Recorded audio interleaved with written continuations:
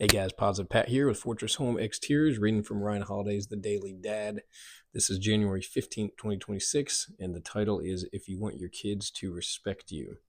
You will earn the respect of all men if you begin by earning the respect of yourself.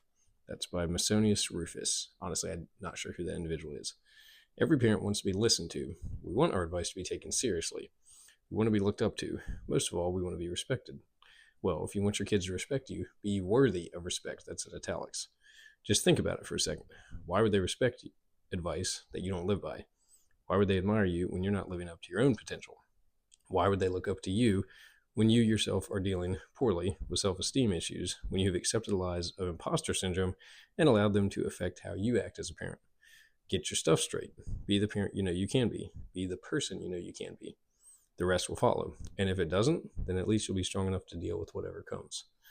This is a big one for me because I dealt with something yesterday with my daughter where I was feeling very disrespected, and I let her know that, and I did it in a very calm manner. But it was kind of a typical child just doesn't want to do what you're asking them to do, cleaning things up, putting shoes where shoes go, very basic things. So I sometimes struggle with finding that defining line of, well, I want to respect myself, and I feel that I do.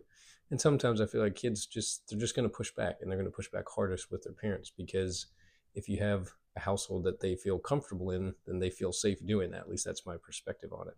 So would love any other parents' thoughts on how you deal with your kids not listening to you, and how you kind of work through that. I'm not going to hit my child. I would never hit my kids, but especially not over something as trivial as, putting your shoes on a shoe rack. But it's still a struggle to try and figure out how to navigate that stuff. All right. I'm struggling with everyone else. Hope you all have a great one. See ya.